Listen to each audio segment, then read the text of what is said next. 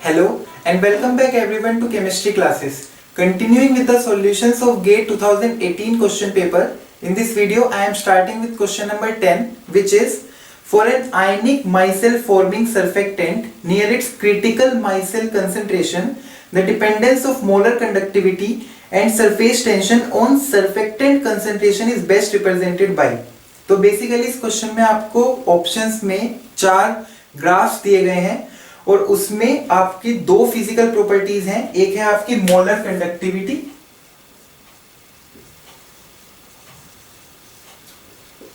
और एक है आपकी सरफेस टेंशन।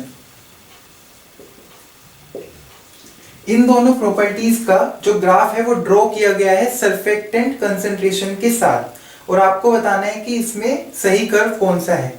तो ये जानने से पहले हमें देखना होगा कि इन्होंने जो शुरू में चीज बोली है for an ionic myself forming surfactant, तो पहली बात तो इन्होंने जो ये सरफेक्टेंट बताया है जिसके साथ हमें इन दोनों फिजिकल प्रॉपर्टीज की रिलेशन देखनी है। ये जो सरफेक्टेंट है एक तो ये माइसेल फॉर्म करता है और माइसेल फॉर्म करने का मतलब क्या होता है, बेसिकली जो आपका सरफेक्टेंट है जब वो एग्रीगेट फॉर्म करने लगता है तो उसे हम माइसेल बोलते हैं। मतलब basically aggregate of surfactant is known as micelle. जब भी आपका सपोज कोई सॉल्वेंट है या फिर सॉल्यूशन हो गया है उसमें जब आपका जो सरफेक्टेंट है वो एग्रीगेट फॉर्म में डिस्पर्स हो जाता है तो तब उसे हम माइसेल बोलते हैं।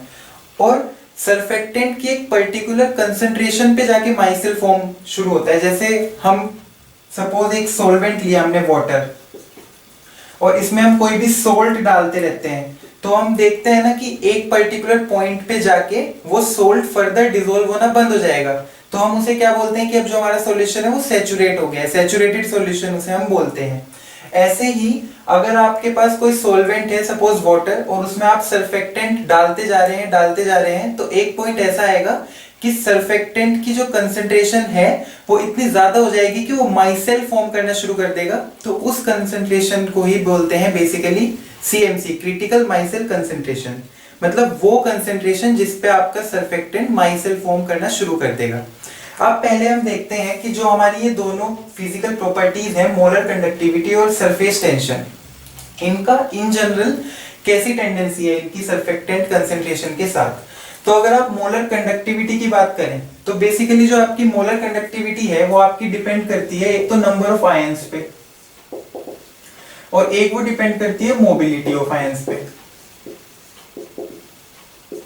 तो जब भी आप मोलर कंडक्टिविटी की बात करेंगे तो उसमें आपके जो आयंस हैं वो तो आपने फिक्स कर दिए हैं, मतलब जो आपके आयंस हैं वो तो 1 मोल हैं। अब जैसे जैसे आप सरफेक्टेंट की कंसंट्रेशन बढ़ाएंगे, इसका मतलब जो पहले आपका सरफेक्टेंट था वो ज्यादा अमाउंट ऑफ सॉल्वेंट में प्रेजेंट था, बट जैसे जैसे आपने उसकी कंसंट्रेशन इंक्रीज की है वैसे वैसे आपका जो सॉल्वेंट का अमाउंट है वो कम होता जा रहा है। तो इसीलिए जो आपके नंबर ऑफ आयंस हैं वो तो मोलर कंडक्टिविटी में हमेशा सेम ही रहेंगे, बट जो आपकी मोबिलिटी है आयंस की वो आपकी चेंज होगी। तो जैसे जैसे आप सरफेक्टेंट की कंसंट्रेशन इंक्रीज करेंगे वैसे वैसे आपकी आयन की जो मोबिलिटी है वो थोड़ी थोड़ी घटती जाएगी। तो इसीलिए जो आपका ग्राफ है वो बहुत ही ज्यादा कम, मतलब थोड़ा सा ही घटेगा, मतलब घटेगा बट थोड़ा घटेगा। बट जैसे ही आप सीएमसी वाली कंसंट्रेशन पे पहुंचे, सपोज ये आपकी सीएमसी है, यहाँ पे आपका माइसेल फॉर्म होना शुरू हो गया, तो जैसे ही आपका माइसेल फॉर्म होना शुरू होगा तो आपके जो नंबर ऑफ आयंस हैं, जो इफेक्टिव नंबर ऑफ आयंस हैं that is present in the solution, वो अब आपके कम होने शुरू हो जाएंगे। तो नंबर ऑफ आयंस तो बेसिकली एक मेजर फैक्टर है। जो आपका मोबिलिटी ऑफ आयंस होता है वो एक माइनर फैक्टर होता है जो कंडक्टिविटी को अफेक्ट करता है, बट जो नंबर ऑफ आयंस है वो एक मेजर फैक्टर है। तो क्रिटिकल माइसेल कंसंट्रेशन के बाद क्या होगा, जो आपका माइसेल फॉर्म होगा वो आपके इफेक्टिव नंबर ऑफ आयंस को कम कर देगा, जिसकी वजह से आपकी जो मोलर कंडक्टिविटी है दैट विल डिक्रीज। तो अगर वो डिक्रीज हो जाएगी तो सीएमसी रीच होने के बाद जो आपकी मोलर कंडक्टिविटी है वो आपकी घट जाएगी।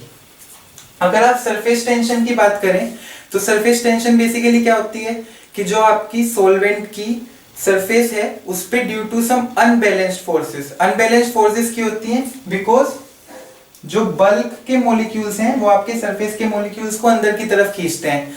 तो इसीलिए जो सरफेस पे अनबैलेंस्ड फोर्सेस होती हैं उसकी वजह से आपका सिस्टम में सरफेस टेंशन होती है।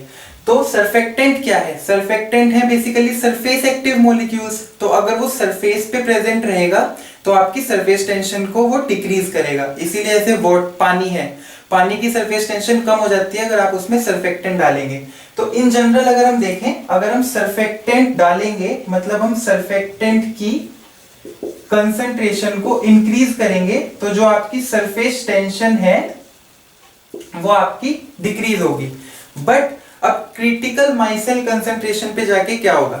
क्रिटिकल माइसेल कंसंट्रेशन पे जाके जो आपका सरफेक्टेंट है वो अब इतना इफेक्टिवली, मतलब जैसे हमने यहाँ देखा था ना कि सॉल्वेंट में अब हम सोल्ट डाल रहे हैं तो वो डिसॉल्व होना बंद हो गया, सॉल्यूशन हमारा सैचुरेट हो गया।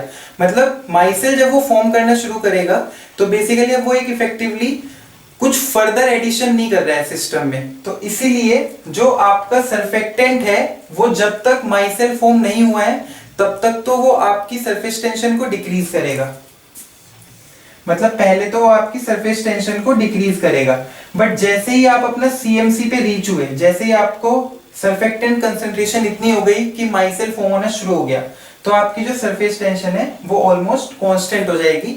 जैसे ही आपका माइसेल फॉर्म होना शुरू होगा उसके बाद आपकी फर्दर सरफेस टेंशन में कोई भी डिक्रीज नहीं आएगा, वो कांस्टेंट हो जाएगी। तो ये बेसिकली इफेक्ट है जो सरफेक्टेंट कंसंट्रेशन का होता है मोलर कंडक्टिविटी पे और सरफेस टेंशन पे। तो अगर आप ध्यान से देखें तो जो आपका ग्राफ इसमें बी ऑप्शन में गिवन है उसमें बिल्कुल सही दर्शाया है कि जो आपकी मोलर कंडक्टिविटी है वो पहले बहुत ही स्लाइटली डिक्रीज हो रही है, बहुत ही स्लाइटली, मतलब ग्राफ में ऑलमोस्ट हमें वो कांस्टेंट ही लग रही है जब तक आपका माइसेल फॉर्म नहीं हुआ है। बट जैसे ही आपका माइसेल फॉर्म होना शुरू हो जाएगा तो आपका नंबर ऑफ आयंस इफेक्टिवली कम हो जाएंगे, बिकॉज अब आपके आयंस एग्रीगेट फॉर्म करने में इन्वॉल्व हो गए हैं। तो इसीलिए आपकी मोलर कंडक्टिविटी डिक्रीज हो जाएगी आफ्टर सीएमसी। और अगर आप सरफेस टेंशन देखें तो सीएमसी से पहले जैसे जैसे आप सरफेक्टेंट कंसंट्रेशन को इंक्रीज कर रहे थे वैसे वैसे आपकी सरफेस टेंशन घटती जा रही थी, बिकॉज सरफेस एक्टिव मॉलिक्यूल है, it will decrease the surface tension. But जैसे ही आपने सीएमसी वाली सरफेक्टेंट कंसंट्रेशन पे आप रीच किए वैसे ही आपकी सरफेस टेंशन अब कांस्टेंट हो जाएगी, उसमें फर्दर चेंज नहीं आएगा। तो इसलिए जो बेस्ट सूटेड कर्व है that is curve B. So B is your correct answer for this question.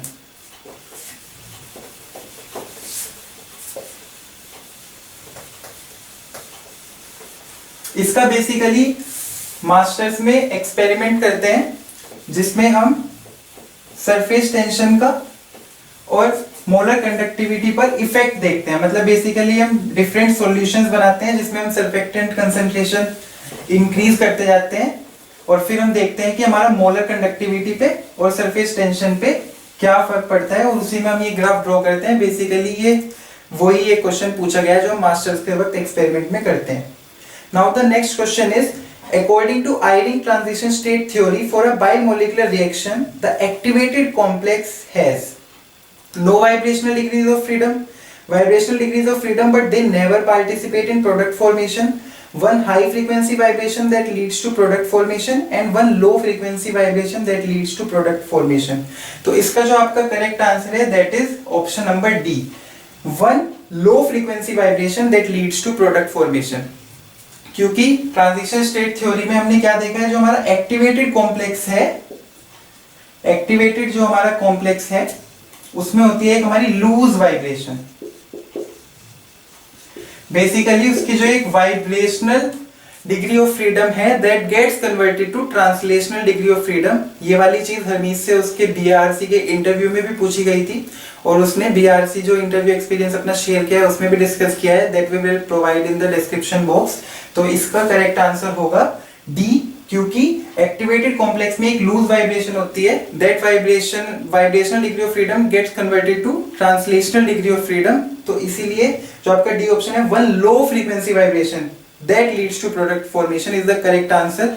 इसमें कई बार ये भी पूछा जाता है कि एक्टिवेटेड कॉम्प्लेक्स के लिए वाइब्रेशनल डिग्री ऑफ फ्रीडम कितनी होती है।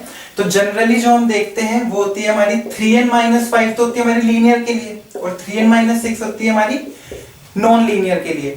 बट जब भी हम एक्टिवेटेड कॉम्प्लेक्स की बात करेंगे तो अगर जो हमारा एक्टिवेटेड कॉम्प्लेक्स है वो अगर वो लीनियर है तो इसमें डिग्री ऑफ फ्रीडम वाइब्रेशन की कितनी होती है 3n-6। मतलब क्यों, एक ये लूज वाली वाइब्रेशन है ये कम होगी है, और अगर हम नॉन लीनियर के देखें तो वो 3n-7 हो जाती है। मतलब एक एक्स्ट्रा -1 यहाँ पे ऐड हो जाता है फॉर एक्टिवेटेड कॉम्प्लेक्स। तो that is due to that loose vibration जो डी ऑप्शन में गिवन है, one low frequency vibration that leads to product formation. So D is the correct answer for this question.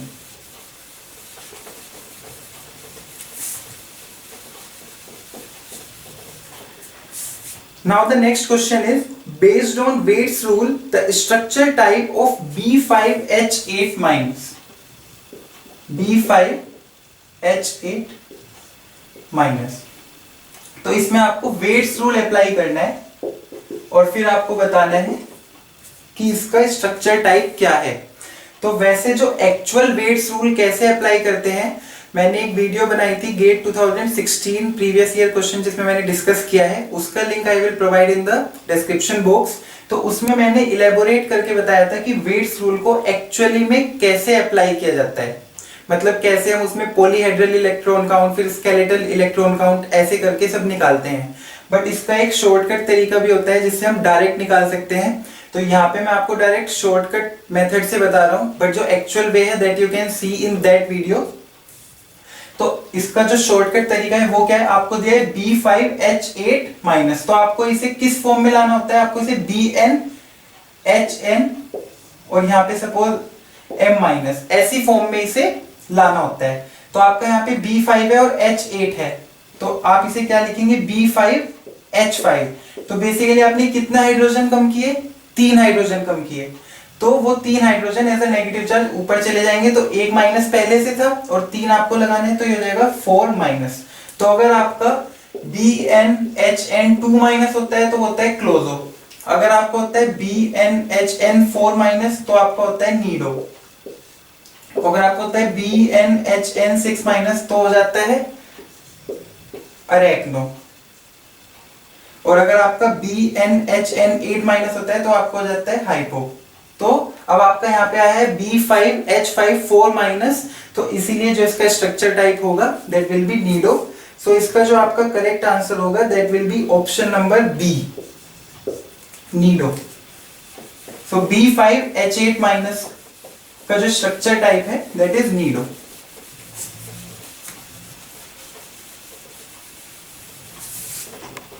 Now the next question is, the coordination geometries around the copper ion of plastocyanin, a blue copper protein, in oxidized and reduced form respectively are.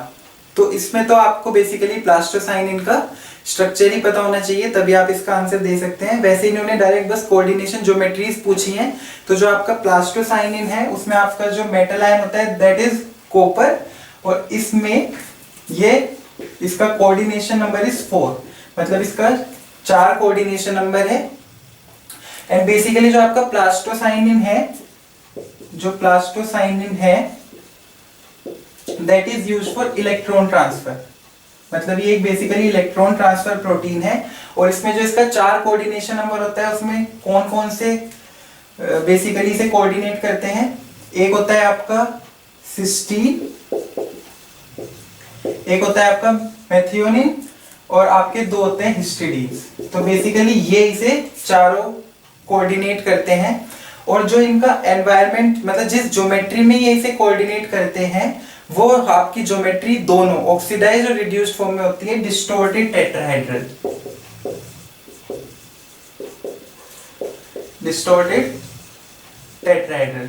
Basically इसमें क्या होता है कि जो आपका methionine वाला bond है वो काफी लंबा होता है, जो आपका सिस्टीन और 2 हिस्टिडीन वाले बॉन्ड्स हैं वो तो आपके लगभग सेम बॉन्ड लेंथ के होते हैं, बट जो आपका मिथियोनिन वाला बॉन्ड होता है ये थोड़ा लंबा होता है, जिसकी वजह से जो आपका टेट्राहेड्रल है वो परफेक्ट टेट्राहेड्रल नहीं बन पाता और वो डिस्टॉर्ट हो जाता है। तो ऑक्सीडाइज्ड और रिड्यूस्ड फॉर्म में दोनों में प्लास्टोसाइनिन की जो कोऑर्डिनेशन ज्योमेट्री होती है दैट इज डिस्टॉर्टेड टेट्राहेड्रल। इसे कई बार डिस्टॉर्टेड ट्राइगोनल पिरामिडल भी बोल सकते हैं।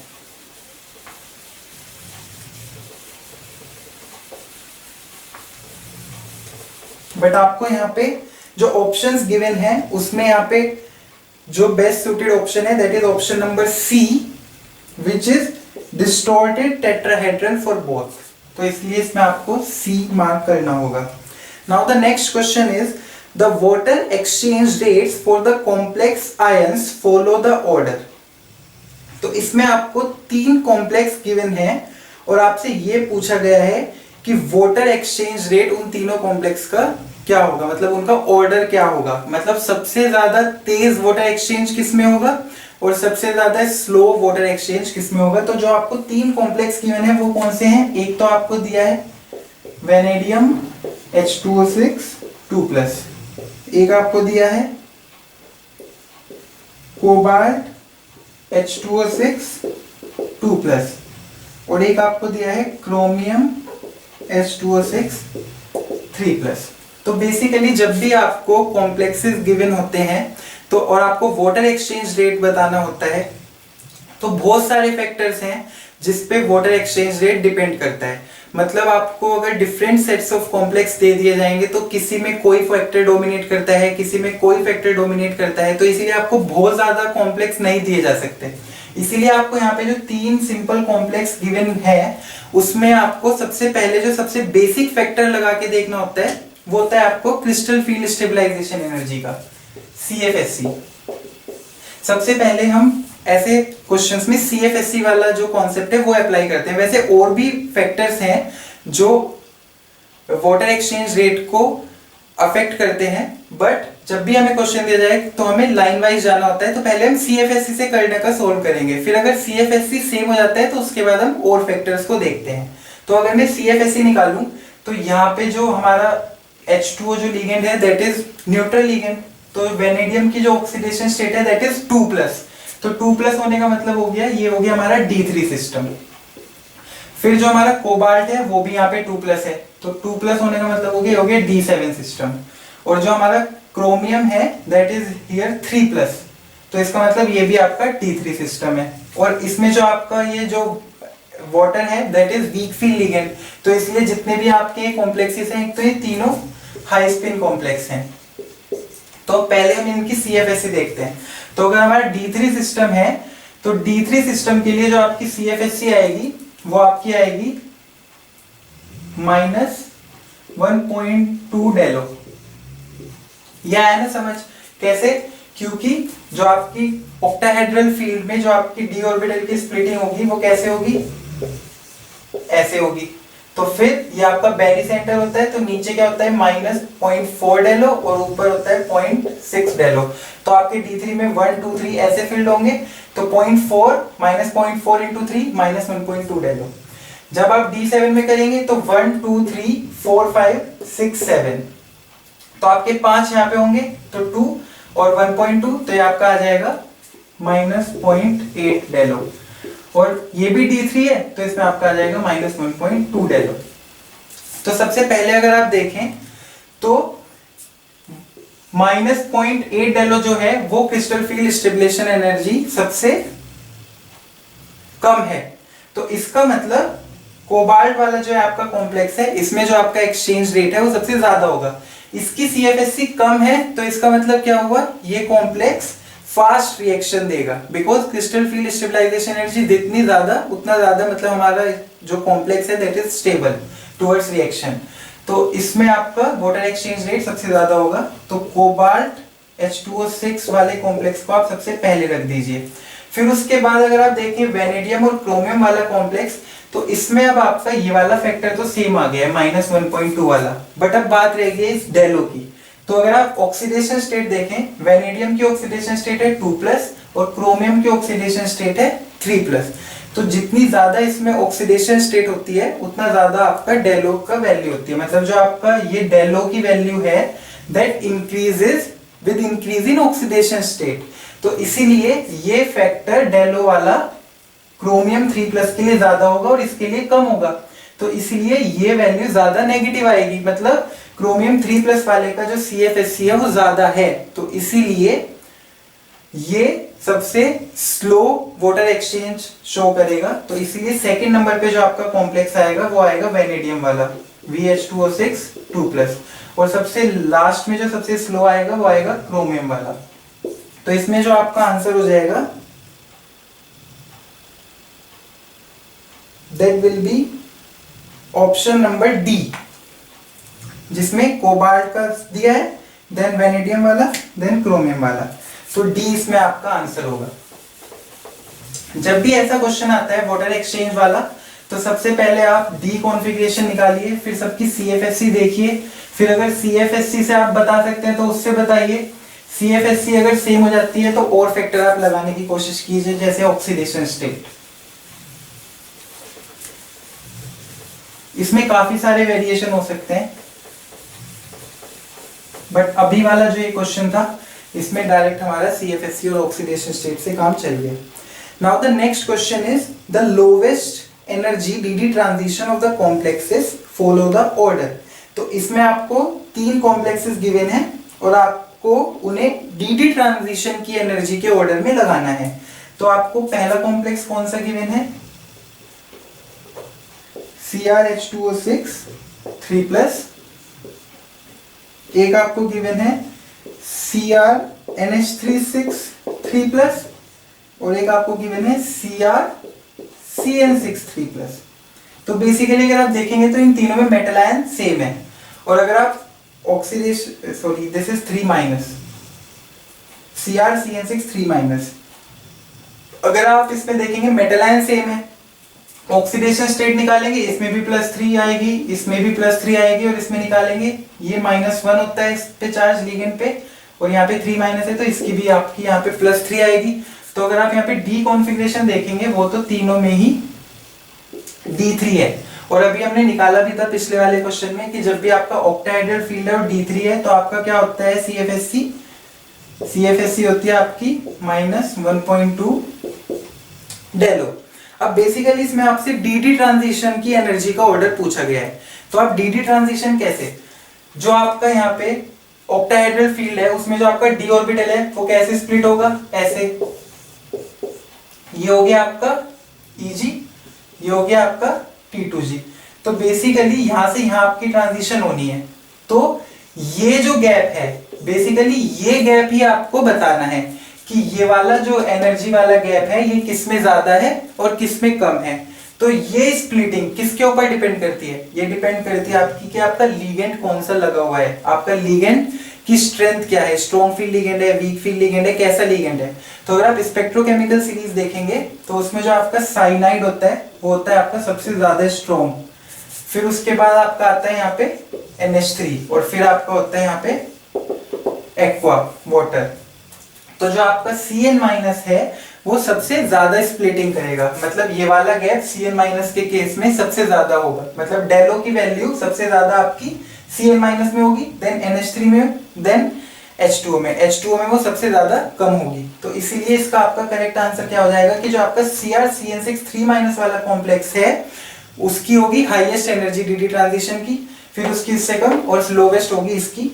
तो अगर आप देखें तो जो आपका ऑप्शन नंबर ए है that is your correct answer, option number A. जो आपका H2O वाला कॉम्प्लेक्स है उसकी DD ट्रांजिशन की एनर्जी सबसे कम है, फिर उससे ज्यादा NH3 वाले की है, और फिर उससे ज्यादा Cn- वाले की है। तो इसमें बस आपको वो स्पेक्ट्रोकेमिकल सीरीज पता होनी चाहिए, और आपको ये पता होना चाहिए कि किस लिगेंड की स्ट्रेंथ सबसे ज्यादा है, मतलब लिगेंड की फील्ड स्ट्रेंथ का आपको पता होना चाहिए। उसी बेसिस पे आप ये क्वेश्चन आसानी से कर सकते हैं। Now the next question is the symmetry level of valence p orbitals of a metal ion in an octahedral ligand field is। तो बेसिकली ये क्वेश्चन वैसे हमें डायरेक्ट ही पता होना चाहिए, वैसे ये पूछ क्या रहे हैं कि जो ऑक्टाहेड्रल लिगेंड फील्ड है, सपोज हमारा ऑक्टाहेड्रल लिगेंड फील्ड है,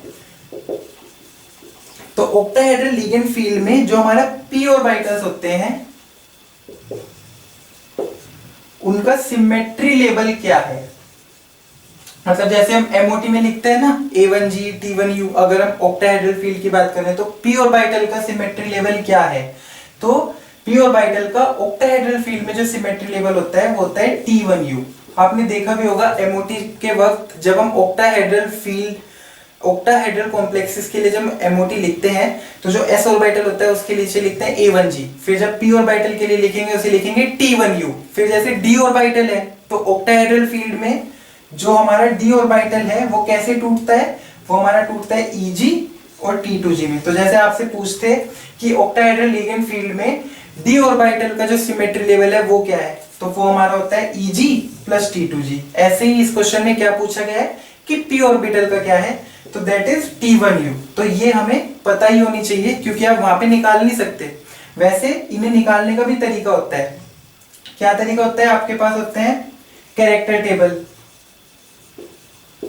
तो ये चीजें सब कैरेक्टर टेबल से निकालते हैं कि मतलब जो आपका p ऑर्बिटल है उसकी सिमेट्री देखेंगे, उसका पॉइंट ग्रुप निकालेंगे, फिर जो पॉइंट ग्रुप आएगा उसकी कैरेक्टर टेबल में जाएंगे, फिर देखेंगे कि वो टूटा है नहीं टूटा है। अब जैसे p ऑर्बिटल है वो हमारा टूटता नहीं है, वो ट्रिपली डिजेनरेट ही रहता है। तो जब कोई भी ट्रिपली डिजेनरेट होता है तो जो हम सिंबल यूज करते हैं वो t यूज करते हैं। फिर जैसे यहाँ पे डबली डिजेनरेट होता है उसके लिए e यूज होता है। जैसे यहाँ पे d ऑर्बिटल ये 3 होते हैं तो इसलिए यहाँ पे भी t यूज होता है। फिर उसमें देखते हैं कि जो हमारे ऑर्बिटल्स हैं वो जिराड हैं या अनजिराड हैं, तो उस बेसिस पे हम g और u असाइन करते हैं। तो इन्हें निकालने का ऐसे तरीका होता है, बट ये हम वहाँ उस समय एग्जाम में नहीं कर सकते। तो ये बहुत ही जनरल क्वेश्चन है, तो हमें ये पता ही होनी चाहिए कि ऑक्टाहेड्रल फील्ड में मतलब जनरली हम जो कॉम्प्लेक्सेस देखते हैं वो जनरली ऑक्टाहेड्रल तो हम पढ़ते ही हैं, और अगर हम MOT पढ़ते हैं तो ऑक्टाहेड्रल का और टेट्राहेड्रल का MOT पढ़ते ही हैं। तो इसीलिए हमसे एक्सपेक्ट किया जाता है कि हमें पता है कि ऑक्टाहेड्रल फील्ड और टेट्राहेड्रल फील्ड में जो आपके s p d ऑर्बिटल्स हैं उनका जो सिमेट्री लेवल है वो क्या है। तो इसीलिए ये क्वेश्चन उसी बेसिस पे डायरेक्टली पूछा गया है, और इसका आंसर होगा option number B T1U। The symmetry level for p orbitals in octahedral ligand field is T1U. Now the next question is the bond angle TICC in the crystal structure of, ये titanium, यहाँ पे ये CH2, ये CH2, ये hydrogen बनाया है और ये एंगल दिया है 86 डिग्री। तो ये कह रहे हैं कि जो ये आपका एंगल है दैट इज सीवियरली डिस्टॉर्टेड, ये डिस्टॉर्टेड है। तो इसका रीजन क्या है, तो जो ऑप्शंस दिए हैं that is hydrogen bonding interaction, agostic interaction, steric bulk of the phosphine ligand, मतलब यहाँ पे जो एक फोस्फीन लिगेंड गिवन है, और higher formal charge on metal. तो actually this is very direct question, और जनरली हम जब भी ऑर्गेनोमेटेलिक्स पढ़ते हैं तो हम एक इंटरेक्शन पढ़ते हैं that is known as agostic interaction.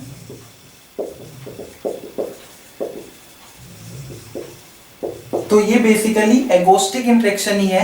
Basically this interaction is basically responsible for beta hydride elimination. मैंने एक पहले वीडियो बनाई थी जिसमें प्रीवियस ईयर क्वेश्चन की थी, उसमें ये पूछा था कि इसमें सबसे ज्यादा अनस्टेबल कॉम्प्लेक्स कौन सा होगा। तो बेसिकली जो हमारा बीटा हाइड्राइड एलिमिनेशन है that brings instability to the compound. तो इसमें भी आप अगर देखें तो टाइटेनियम के साथ ये तो होगी अल्फा पोजीशन, ये होगी कार्बन की बीटा पोजीशन।